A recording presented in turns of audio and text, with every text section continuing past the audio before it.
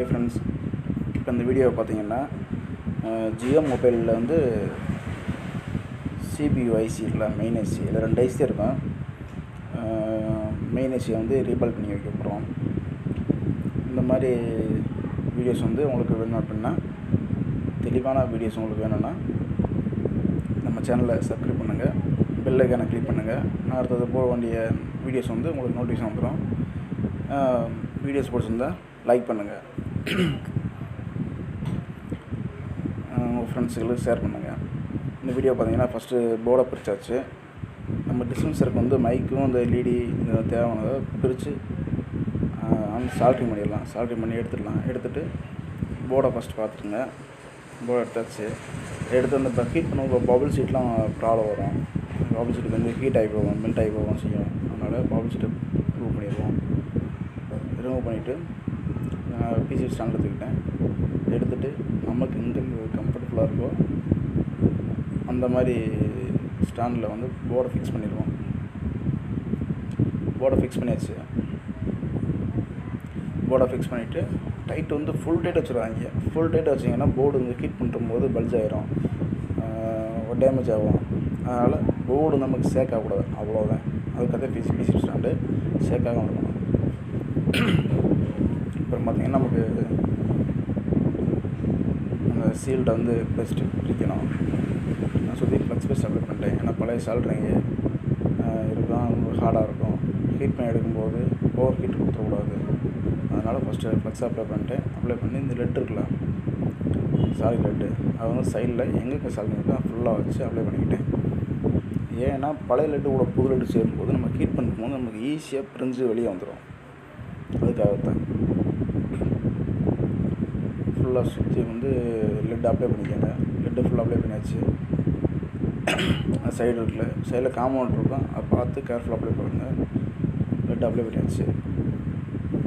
அது எஸ்எம்டியில் வந்து நான் வைக்கிறது பார்த்திங்கன்னா 260 ஃபஸ்ட்டு ஃப்ரீ ஹீட்டு 260 வச்சுருக்கேன். இந்த ரெட்டு ஃப்ளக்ஸு போட்டுள்ள ஃப்ரீ ஹீட் ஆகும். ஃப்ரீ ஹீட் பண்ணிக்கிடுவான். ஃப்ரீ ஹீட் பண்ணிட்டு அப்படியே ரிமூவ் பண்ணிங்க. 300 வச்சுக்குவேன். 300 வச்சு ஹீட் பண்ணுங்கள். ஒரே இடத்த ஹீட் பண்ண தேவையில்ல, எல்லா இடத்துலையும் ரேண்டமாக ஹீட் பண்ணுங்கள். ஒரு 30 செகண்ட் ஹீட் பண்ணுங்கள். ஹீட் பண்ணிவிட்டு ட்வீசர் வச்சு அந்த இப்போ சால்ட்டிங் போட்டோம் பார்த்தீங்களா, இதில் வந்து உங்களுக்கு துரு பிடிச்ச மாதிரி இருக்குது. அதை நான் க்ளீன் பண்ணிக்கிற வெப்பத்தை எடுத்து விடுவேன். ட்வீசர் வச்சு அந்த சால்ட்டிங் போட்டதில் மெல்ட் ஆகிடுச்சா அப்படி சும்மா செக் பண்ணிங்கன்னா போதும், மெல்ட் ஆகிக்கிறோம். செக் பண்ணிக்கலாம்.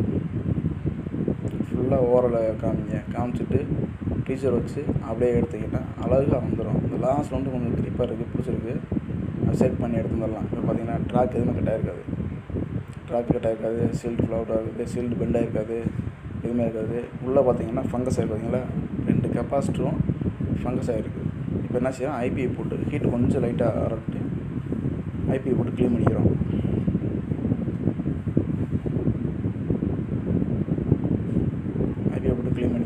க்ளீன் பண்ணிவிட்டு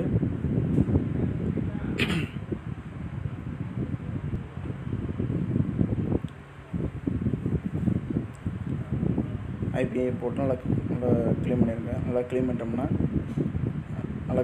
அந்த ஃபங்கஸ்லாம் போயிடும்.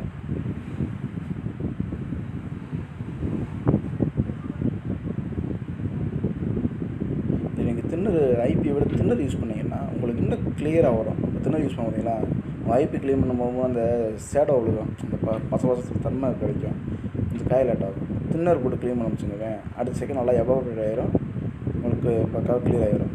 அதுக்கு மேலே துணி க்ளியர் பண்ணுறதுக்காக துணி போட்டு க்ளீன் பண்ணுறேன். ஓகேங்களா, பக்காவாக க்ளியர் வச்சுருக்கீங்களா, டஸ்ட் எதுவுமே இருக்காது, நல்லா பக்காவாக க்ளியர் ஆகிரும். அது க்ளீன் பண்ணுற கரை வந்து சர்வீஸ் மட்டும் வந்துருச்சு, அது கரையாக பிடிச்சிருச்சு. அப்படித்தான் அப்படி க்ளீன் பண்ணுறோம்.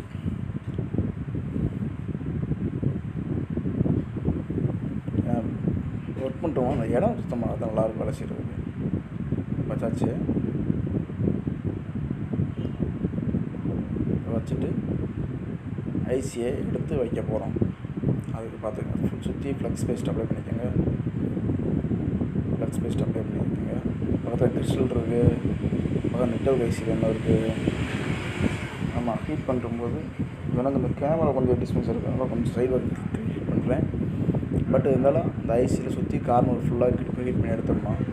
சைடில் ஐசி இருக்குது, அது மேலே பற்றக்கூடாது. 300 வச்சுக்கோங்க. 300 வச்சு ஹீட் பண்ணுங்கள். லைட்டாக ஃப்ரீ ஹீட் பண்ணிடுங்க. ஃப்ரீ ஹீட் பண்ணிவிட்டு நான் மேக்ஸிமம் எப்போ 320 தான் வைப்பேன். ஐசி எடுக்கிறதுக்கு 20 தான் வைப்பேன். ஏன்னா ஃப்ளக்ஸ் பேஸ் நல்லா நிறையா போடுவேன். நிறையா போட்டதில் வச்சுருவேன். 300 வச்சிட்டோம், ஹீட் பண்ணிட்டோம், ஃப்ரீ ஹீட் மேட்ச்சு. இப்போ அடுத்து 320 வச்சாச்சு. ஃப்ளக்ஸ் பேஸ்ட் இருக்குது. ஃப்ளக்ஸ் பேஸ்ட் தேவைன்னு அப்ளை பண்ணிக்கலாம். இப்போ பாருங்கள், அழகாக பூ மாதிரி மெல்ட் ஆகி ஐசி அப்படி லைட்டாக செக் பண்ணி பாருங்கள். ஐசி அப்படியே வந்துருச்சுங்களா? அவ்வளோதான். லைட்டாக செக் பண்ணால் போதும். அப்படியே ஃப்ளக்ஸ் பேஸ்ட்னால உங்களுக்கு நீட்டாக அப்படியே பூ மாதிரி கிளியராக மேலே வந்துடும். உங்களுக்கு பார்த்தீங்கன்னா பால்ஸ் எதுவுமே டேமேஜ் ஆகலை. பால்ஸ் வந்து எதுவுமே டேமேஜ் கிடையாது. இன்னும் அடுத்து க்ளீன் பண்ணணும். அந்த ஹீட்லேயும் அதாவது போர்டால் க்ளீன் பண்ணுறேன். ஹீட் பண்ணி ஐஸ் எடுத்துக்கலாம். அந்த ஹீட்லேயே வச்சு நம்ம ப்ளஸ் டூ அப்ளை பண்ணிக்கோங்க.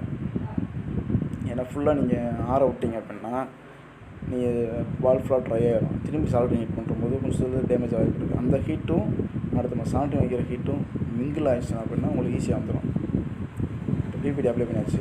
ஃபஸ்ட்டு பேஸ்ட் அப்ளை பண்ணியாச்சு, பிபிடி அப்ளை பண்ணியாச்சு. அப்ளை பண்ணிவிட்டு சால்ட்ரிங் வச்சு அப்படியே ரைட்டாக ஹீட் பண்ணி அந்த பழைய பாலில் அப்படியே எடுத்தாமல் போகும். சால்ட்ரிங் பார்த்தீங்கன்னா 320 வைக்கிறேன் நான். அதாவது என்னோடய சால்ட்ரிங் ஸ்டேஷனில் 320 வைக்கிறேன்.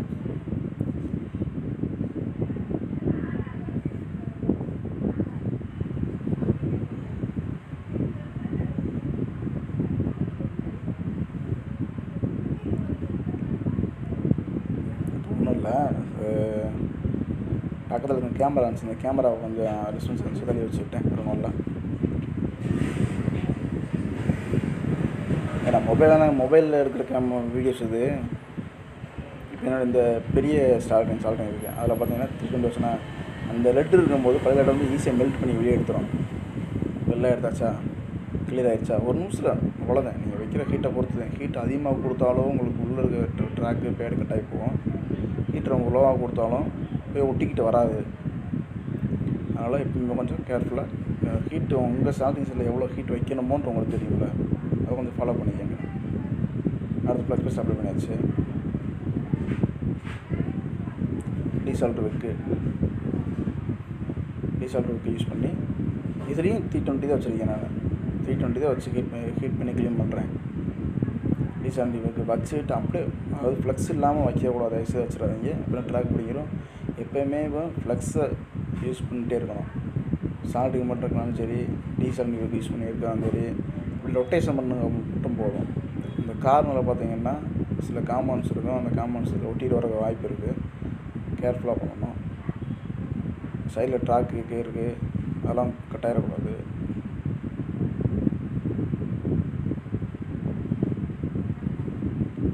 நீட்டாக ஜென்ரலாக க்ளீன் பண்ணி எடுத்துகிட்டு தின்னர் யூஸ் பண்ணி க்ளீன் பண்ணி அந்த பார்த்தீங்களா, தின்னர் யூஸ் பண்ணியாச்சு. தின்னர் யூஸ் பண்ணால் க்ளியராக இருக்கும் உங்களுக்கு. ஐபி யூஸ் பண்ண அந்த பிசுத்தன்மை இருக்கும் உங்களுக்கு. அது டக்குன்னு எவாப்ரேட் ஆகுது.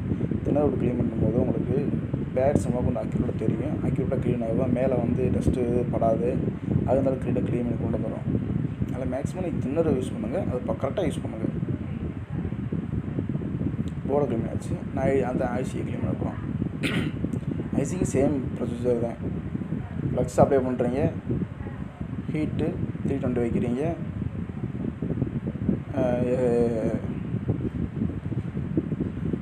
பிபிடி பேஸ்ட்டை வைக்கிறீங்க, டிவிஸில் பிடிச்சிக்கிட்டு அப்படியே அழகாக போதும். அதாவது சால்ட்ரிங்கை வந்து அதில் ஐசி கீழே டச் ஆகக்கூடாது. அந்த லெட்டுக்கும் ஐசி பேடும் அப்படியே மிங்கிள் ஆகணும். அவ்வளோதான். ஏன்னா சால்ட்ரிங் இந்த ஹீட்டு மேலே பட்டுச்சு அப்படின்னா அதில் ட்ராக்கு டேமேஜ் ஆகிற வாய்ப்புகள் இருக்குது. பார்த்தீங்களா, சேம் டைம் ஐசி மதர்போர்டு என்ன எப்படி க்ளீன் பண்ணுறீங்களோ அதே மாதிரி சேம் மெத்தடில் இதுலேயும் க்ளீன் பண்ணுறீங்க.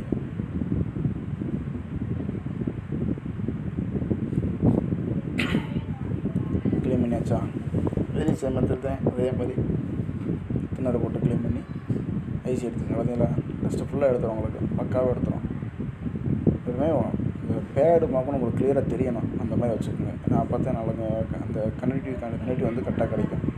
ஐசி எடுத்தாச்சு. எடுத்துகிட்டு ஐசி எடுத்து மெயினாக ரீவால்வ் பண்ணுறதுக்கு முன்னாடி ஐசி பேக் சைடு எதுவும் பேஸ்ட் இருக்கா அப்படின்னு பார்த்துக்கங்க. ஏன்னா வச்சு நீங்கள் ஸ்டென்சில்ஸ் வைக்கும்போது பேக் சைடு இருந்தால் ஒரு பால் மேலே ஒரு பால் கீழே வந்து அன்னியவன் வந்துடும். அதனால் பேக் சைடு இந்த பேஸ்டெல்லாம் சைடு பக்காவாக க்ளீன் பண்ணிடுங்க. பக்காவாக க்ளீன் பண்ணியாச்சு. இப்போ க்ளீன் பண்ணிவிட்டு டிஷ்யூ பேப்பரோட வச்சு எடுத்துச்சு அது மேலே வச்சுட்டு இப்போ ஸ்டென்சில் எடுக்க போகிறேன். இதில் யூனிவர்சல் ஸ்டென்சில் தான் ரிப்பேர் பண்ண போகிறேன். இதுக்காக நமக்கு ஸ்டென்சில் நம்ம வாங்கி வைக்கல, ஒன்லி பவர் ஐசி இது மட்டும் வாங்கி வச்சுருக்கேன். மற்ற எல்லாமே யூனிவர்சலாக யூஸ் பண்ணுறேன் நான். யூனிவர்சல் ஆல்ரெடி போனட்டு ஐசி பண்ணுற போது கொஞ்சம் இதாகிடுச்சு. இப்போ நான் கொஞ்சம் க்ளீன் பண்ண வச்சிட்டேன். இப்போ அடுத்த அதை க்ளீன் பண்ணணும். அந்த ஸ்டென்சில் க்ளீன் பண்ணுவோம்.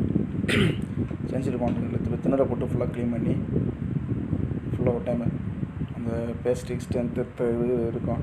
நீங்கள் அப்பப்போ க்ளீன் பண்ணி வச்சிட்டிங்கன்னா உங்களுக்கு தேவையில்லை. இது நான் வந்து அப்பப்போ க்ளீன் பண்ண மாட்டேன், அப்படியே வச்சுருவேன். இப்போ தேவைப்படுறப்போ டக்கு எடுத்து க்ளீன் பண்ணி அப்படியே போட்டுருவேன் நான். அது தப்பு தான். இந்த நீங்கள் அப்பப்போ வேலையை முடிச்சுன்னா அப்பப்போ க்ளீன் பண்ணியிருக்கேன். Stencil bend பண்ணிக்கக்கூடாது.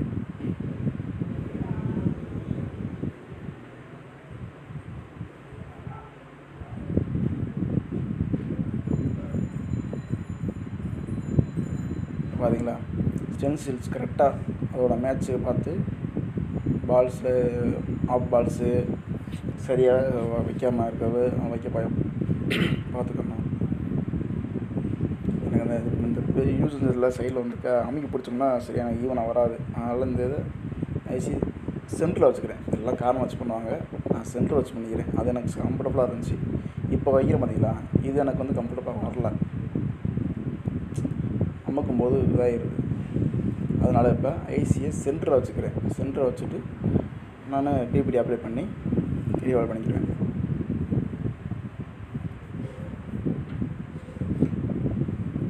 ரீவால்வ் வந்து பிபிடி அப்ளை பண்ணுறதுக்கு முன்னாடி ஒரு கவனிக்க வேண்டிய விஷயம் என்னென்னா, பிபிடி வந்து பேஸ்ட் வந்தீங்கன்னா உங்களுக்கு வந்து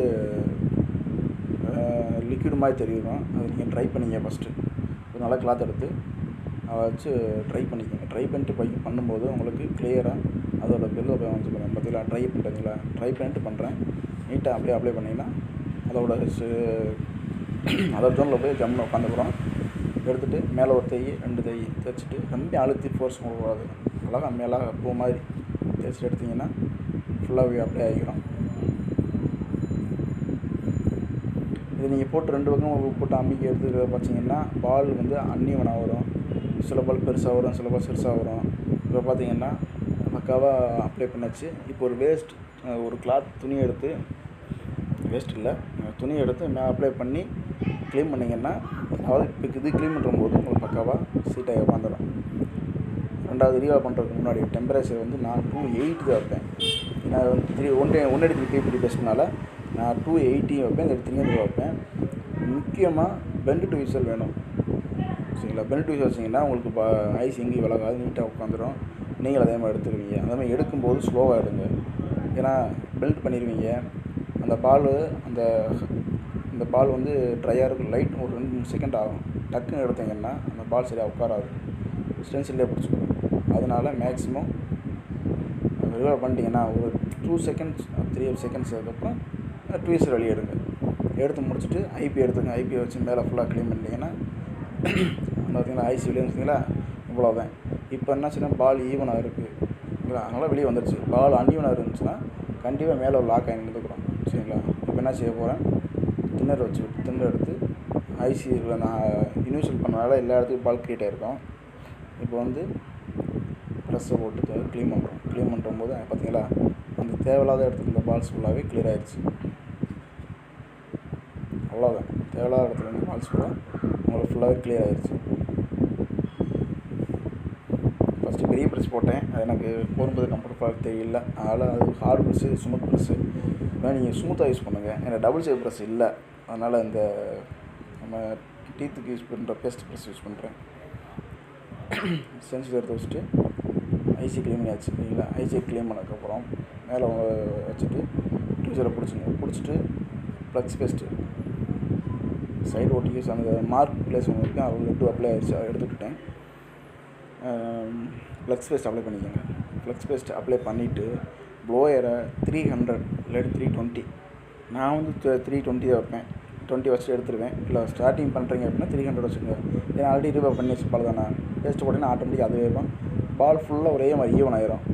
நீங்கள் பண்ணும்போது பார்க்குறதுக்கு உங்களுக்கு ஒரு அழகாக இருக்கும். அப்படியே ஒரு ஃப்ளோவிங்க போகும் பால் எல்லாமே, ஒரு ஃப்ளோவாக போகும், சூப்பராக இருக்கும் பார்க்குறது. நான் மைக்ரோஸ்கோப்பில் காட்டலாம் பார்த்தேன், மைக்ரோஸ்கோப்பில் காட்ட முடியல.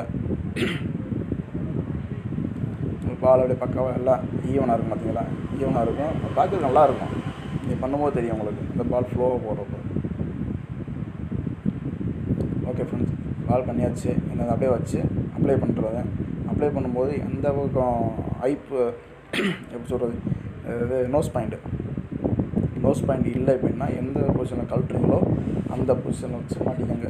இல்லை அப்போ எதுவுமே கவனிக்கலை அப்படின்னா ஒன்றும் இல்லை, ஐசியை பக்கத்தில் வச்சுருங்க, அந்த பேடை பக்கத்தில் வச்சுருங்க. அந்த ஐசியில் இருக்கிற மார்க், அதாவது கேப் பார்த்தீங்களா, அந்த கேப்பை நோட் பண்ணி எந்த பக்கம் இருக்குது, ஐசியில் எந்த பக்கம் இருக்குது, இதில் எந்த பக்கம் இருக்குது.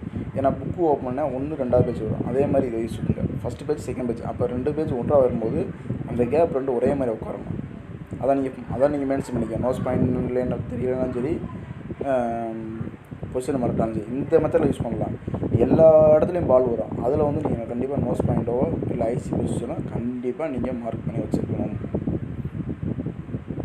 இல்லை பழக்கப்படுத்தினா அது ஒன்றும் பிரச்சனை இல்லை. இப்போ நீங்கள் ஆன்லைனில் போய் ஆன்லைனில் போய்ட்டு ஐசி பொசிஷன் வந்தால் நெட்ஃப்ளிக்ஸ் வந்துடும், சரிங்களா.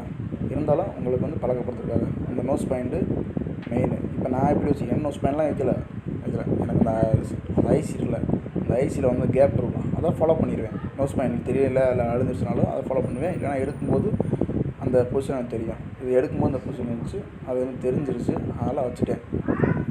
சரி, அவ்வளோதான். இது 320 வச்சு அப்படியே ஃப்ளோ எப்படி கலெக்டருமோ அதே மாதிரி ஃப்ளோ பண்ணிங்கன்னா ஆட்டோமேட்டிக்காக போய் சீட்டாகி உட்காந்துரும். அவ்வளோதான் ஃப்ரெண்ட்ஸ். இந்த வீடியோ பார்த்துக்கு ரொம்ப நன்றி. மேலும் இந்த போகிற வீடியோ தான் பாருங்கள்.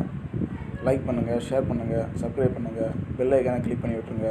நான் போகிற வீடியோ வந்து ஆல்ரெடி உங்களுக்கு நோட்டிஃபிகேஷன் சேர்ந்துடும். ரொம்ப தேங்க்ஸ் ப்ரோ, ரொம்ப தேங்க்ஸ் வியூவர்ஸ். அவ்வளோதான் ஃப்ரெண்ட்ஸ், வச்சாச்சு, அமைக்காச்சு.